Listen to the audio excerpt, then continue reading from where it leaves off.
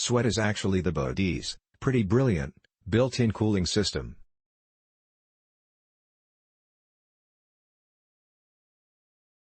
Your body temperature rises, your nervous system gives your sweat glands the green light, and moisture pops onto your skin, where it promptly, eventually, evaporates, cooling you down in the process. And yet, we're constantly at battle with our sweat, trying to make it stink less, trying to stop it altogether during an important meeting, then trying to lose buckets of it at the gym. But if you stop and pay attention, all that perspiration can actually teach you a surprising amount about yourself and your health. Your autonomic nervous system controls your sweating function. This is the part of your nervous system that functions on its own, without your conscious control. When the weather is hot or your body temperature rises due to exercise or fever, sweat is released through ducts in your skin. It moistens the surface of your body and cools you down as it evaporates. Sweating helps cool down the body. Water is released through glands in the skin, evaporates off the skin and the body is cooled. During exercise, muscles heat up more, so more sweat is needed.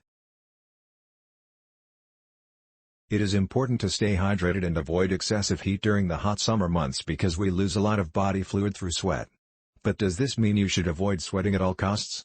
Not at all. People sweat for many reasons such as hot weather, nervousness, a fever, exercise, and being in a sauna. Sweating can dehydrate us, stress us out, or remind us our body is fighting an illness. In contrast, it may invigorate us on a hike or when working out in a gym. Besides, isn't sweating what you are supposed to do in a sauna anyhow? Why do we sweat? Perspiration, or sweating, is the major way our body regulates its temperature. Water is released through glands in the skin, evaporates off the skin and the body is cooled. During exercise, muscles heat up more, so more sweat is needed. Cooling is the major function of sweating. Without it, our body could not release excess heat and we would die. This is true regardless of whether we are sick in bed or relaxing in a sauna. Everyone has sweat glands, and they're all over your body. You might not realize it, but sweat alone has no odor. Surprisingly, if you were to taste your sweat you'd find it's also sweet tasting. One drop of sweat is about 99% water. The remaining 1% of sweat contains traces of urea, uric acid, ammonia, lactic acid, vitamin C and other substances. Sweat is your body's natural coolant. You make sweat in various situations. Maybe you work up a good sweat at the gym or during another vigorous activity. It turns out, there are two types of sweat that come out of two different types of glands during these different times.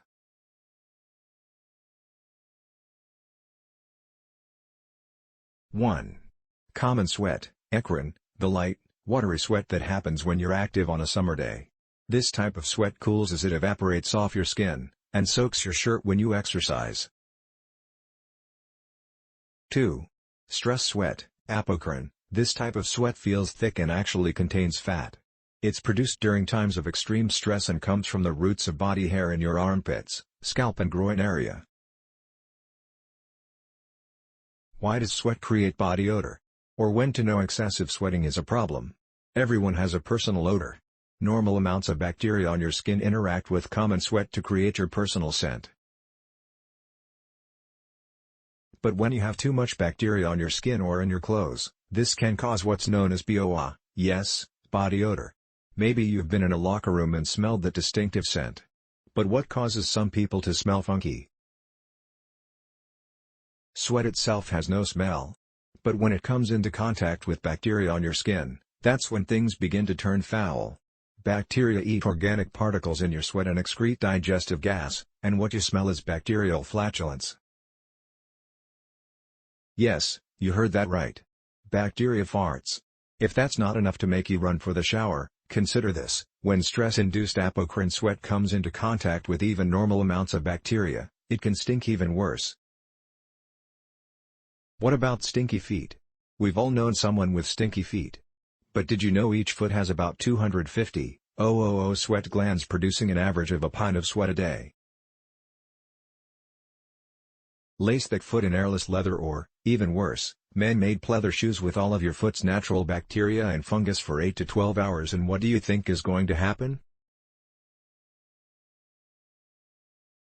If your feet are prone to excessive sweating, it's important to buy breathable shoes made of natural materials like leather or canvas.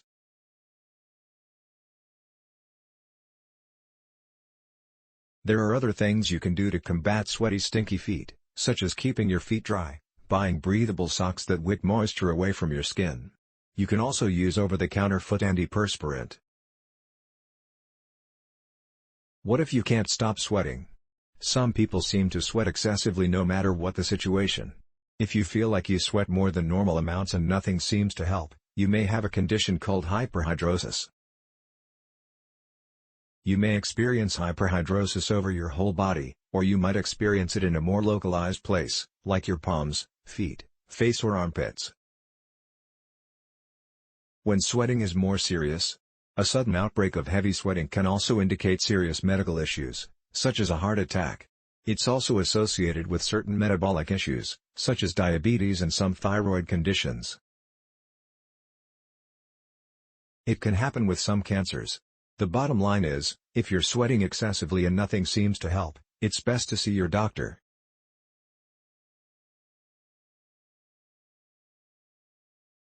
Few important things. Your problems with sweat can actually mean 1.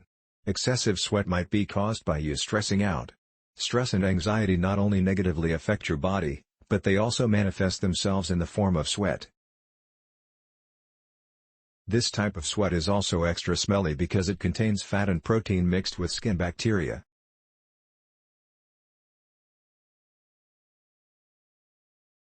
Two. Hyperthyroidism is a condition in which the thyroid gland becomes hyperactive and starts producing too much thyroid hormone. When this happens, the processes in the body are sped up, and among many symptoms, you may feel yourself getting nervous or anxious, and you might experience weight loss and excessive sweating. This might be a sign to go to the doctor to get your thyroid examined. 3. Low blood sugar, hypoglycemia. Though excessive sweating can be caused by different things, sometimes it can be caused by hypoglycemia, which is a low level of blood sugar. Such sweating comes regardless of how warm the temperature in the room or outside may be. Together with this, a person with low blood sugar might also experience ravenous hunger, anxiety, dizziness, lightheadedness, and vision problems. 4. Hyperhidrosis. Excessive sweating on just one area on the body like your neck, the underarms, palms, or soles of the feet is called hyperhidrosis. These areas are affected the most because of their high concentration of sweat glands. It's not life-threatening but uncomfortable and can cause embarrassment.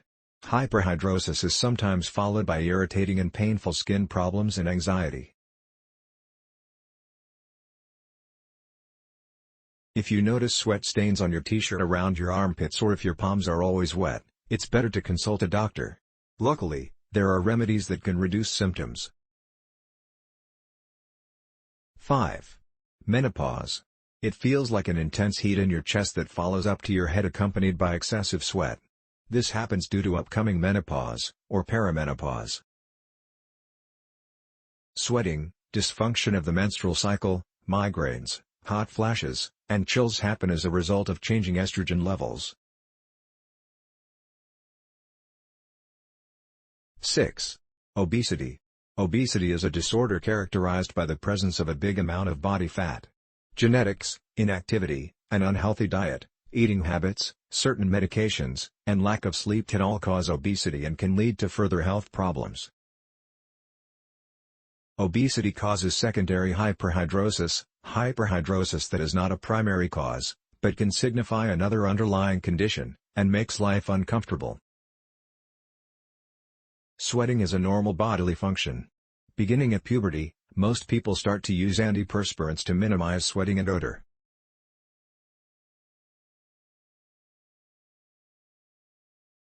Sweating either too much or too little can indicate a medical problem. Sweating in conjunction with other symptoms may also indicate a health condition. Make lifestyle adjustments to accommodate your sweating. If this isn't enough, consult your healthcare provider, especially if you feel you sweat too much or not at all. Finally, share your thoughts with us, what you like about our videos or what you'll like us to talk about. Subscribe to continue watching videos like this. Thanks for watching.